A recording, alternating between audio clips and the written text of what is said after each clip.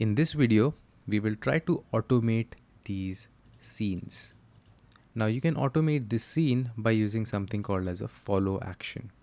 If you double click on this one, you will see this small square open up, this small tab open up.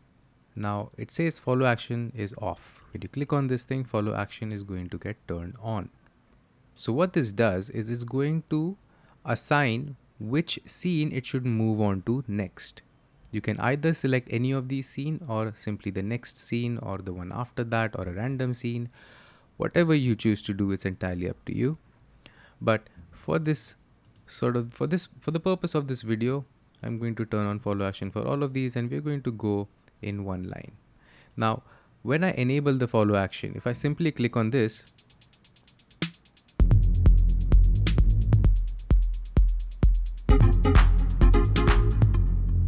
it doesn't make sense, right? So it is very important that we first assign the duration of this section. So every section is going to be 8 bar long. I want this section to be 8 bars long. I want this verse to be slightly longer, something like 16 bars. I want the build to be 8 bars long. And I want the drop to be 16 bars long. After the drop, you move down to the interlude, and I want the interlude to be again only 4 bars long. And right now by default what's happening is all of these are flowing down, right? Because the follow action that is set right here is next. If I click on interlude, I can choose to send it again back to the verse. So that's exactly what I'm going to do. I am going to send this back to the verse, and we don't really need this sort of an outro right here because we are using the drop as the outro.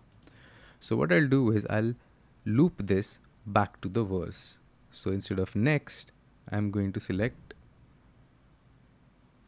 jump and I'm going to type in the scene number, jump to 2. That is my verse.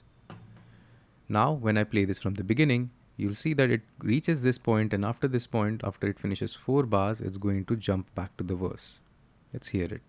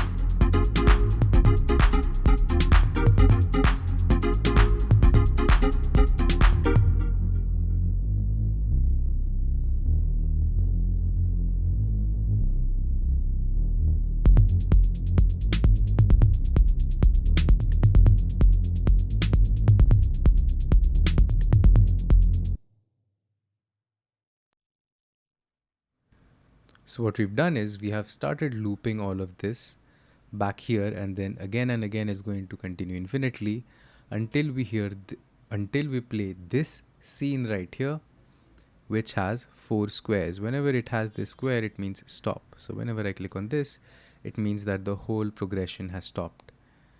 It is still playing.